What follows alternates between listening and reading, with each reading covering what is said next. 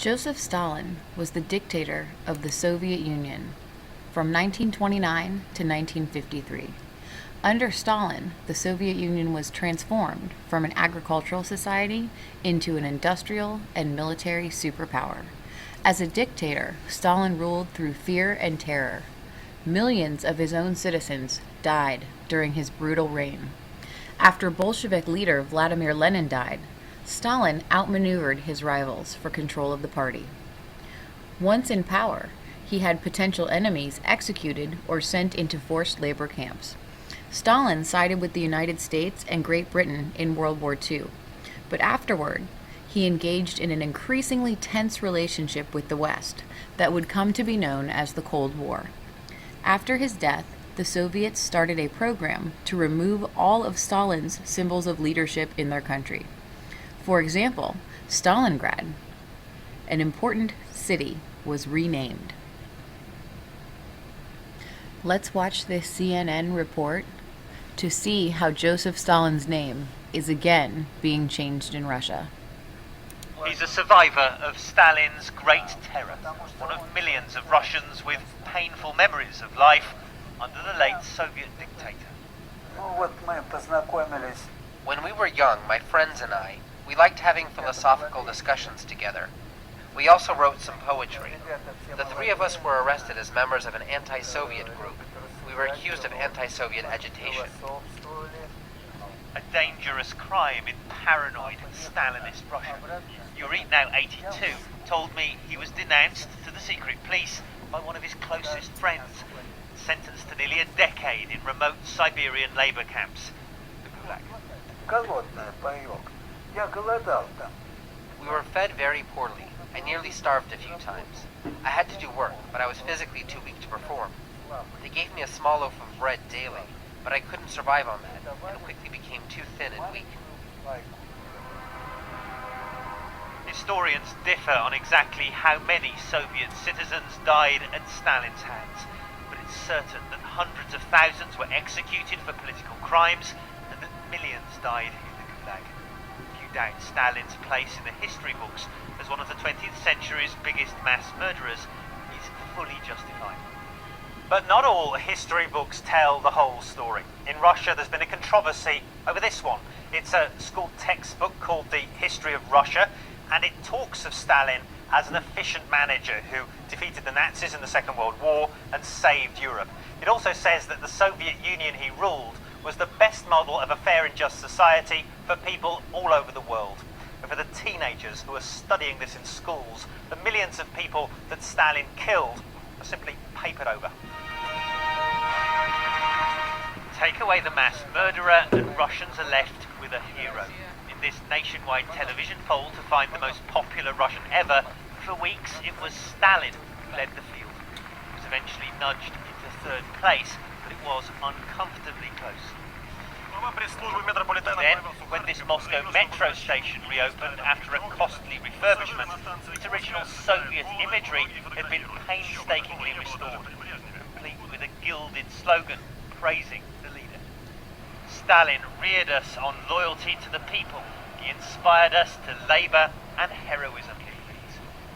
It's all very alarming for those who believe the Kremlin is rehabilitating a sanitised version of Stalin for the sake of national pride. Alarming too for those who suffered during the dictator's reign. Matthew Chance, CNN Moscow. Winston Churchill served as the Prime Minister of Great Britain from 1940 to 1945 and again from 1951 to 1955. Churchill is one of the best-known leaders of the 20th century. He led Britain's fight against Nazi Germany in World War II. Churchill will forever be remembered as a talented public speaker, and he was able to boost national morale during the war. He became a close friend of both Franklin Roosevelt and Harry Truman. Prime Minister Churchill hoped to join the Americans after World War II in limiting Soviet leadership.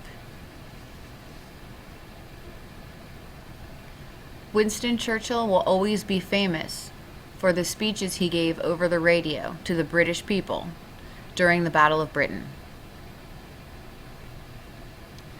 Franklin Roosevelt was the 32nd President of the United States and the only president to be elected to more than 2 terms in office. FDR was president from 1934 to 1945, leading the United States through the Great Depression and World War II. He will always be remembered for his legislative program, the New Deal, that greatly expanded the role of the federal government in American society. Franklin Roosevelt served as President of the United States for all but the last 4 months of World War II. Under Roosevelt's leadership, the nation suffered a devastating surprise attack at Pearl Harbor on December 7, 1941. Afterwards, the United States joined the fight against the Axis powers. After nearly achieving victory in both the European theater and the Pacific theater, Roosevelt suddenly died on April 12, 1945.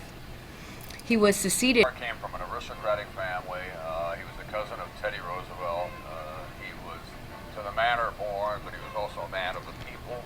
Franklin Delano Roosevelt was born in Hyde Park, New York, on January 30th, 1882. He was an only child. In 1900, Roosevelt entered Harvard University, where he became romantically involved with his fifth cousin. Roosevelt had met Eleanor Roosevelt when they were children, and they reconnected when he was a student at Harvard. They married quite young, and they had 5 children in a short amount of time. FDR entered public service by running for and winning the New York State Senate seat in 1910. Later, President Wilson appointed him Assistant Secretary of the Navy. In 1920, Roosevelt ran for vice president on the Democratic ticket. It was a devastating loss, one of the biggest landslides in history. In 1921, at age 39, FDR contracted polio, and it forever changed his life. He had been vigorous as John F. Kennedy and being a great athlete, and suddenly he couldn't do any of that. A lot of people were not aware of just how paralyzed he was. They knew that he had leg difficulties, but that he couldn't walk at all because there were no pictures of him, in that wheelchair. In 1932, Roosevelt was elected President of the United States. The country was in the midst of the worst economic depression it had ever seen. Within his first 100 days in office, Roosevelt began the New Deal, a series of economic programs focused on relief, recovery, and reform. Financial markets were in free fall. FDR came into office and said, we're going to have to deal with this. He said, we have nothing to fear but fear itself. FDR knew exactly when to give voice to the American people, give them hope. And he had the genius of doing these radio fireside chats. When Roosevelt came in, it was almost as though he turned things around by the force of his personality. By 1939, the world was on the brink of war. Hostilities in Europe and Asia were well underway. FDR was a student of military affairs, so during the late 1930s, when he could see what was going on in Europe, he came up with the phrase that America will be the arsenal for democracy. He very skillfully played the isolationist, saying this is not America's war, but at the same time, in the back rooms of the White House, they were preparing the arsenal for democracy. FDR was able to build support for the war by introducing the 4 freedoms: freedom of speech, freedom of worship, freedom from fear, and freedom from want. These became, in many ways, the ideological justification for the United States entry on the side of the Allies. On December 8, 1941, Congress declared war on Japan. Germany and Italy then declared war on the United States. America had entered World War II. Anti-war sentiment dissolved overnight in this country, and we were very much behind the war. It is the greatest single event in the history of mankind, World War II. It was fought on 6 of the 7 continents. 50 million people perished. The United States, Great Britain, and the Western Allies were aligned with Russia to try to crush Nazi Germany, Italy, and Japan. In 1944, Roosevelt was in terrible health. Roosevelt ran for the 4th term because he believed the country needed a continuity of leadership. He himself said that you don't change horses in the middle of the street. As long as the war was going on, Roosevelt believed he needed to stay in office. On April 12, 1945, less than 3 months after beginning his 4th term, Franklin Roosevelt died at Warm Springs, Georgia. He was the longest-serving U.S. president in history.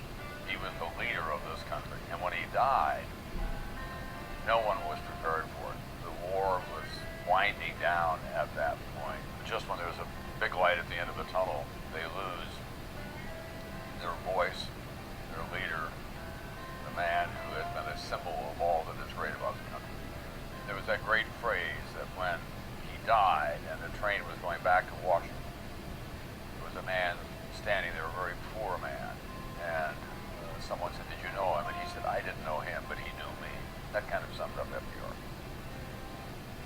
Harry Truman became the 33rd President of the United States when FDR died in 1945.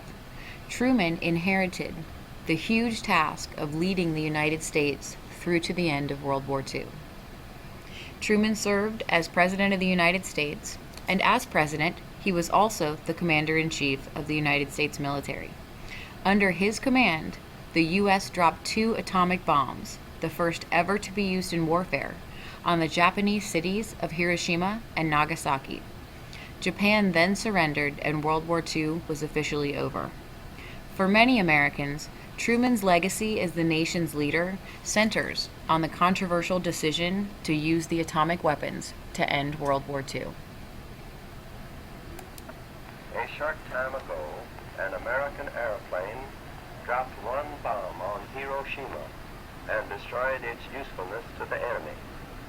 That bomb has more power than 20,000 tons of TNT. The Japanese began the war from the air at Pearl Harbor. They have been repaid many-fold, and the end is not yet. With this bomb, we have now added a new and revolutionary increase in destruction to supplement the growing power of our armed forces.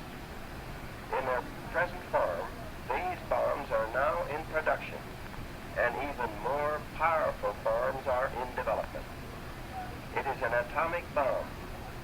It is a harnessing of the basic power of the universe.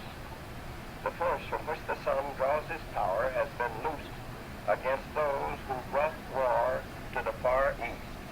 We have spent more than $2 billion on the greatest scientific gamble in history, and we have won. But the greatest marvel is not the size of the enterprise, its secrecy, or its cost, but the achievement of scientific brains in making it work.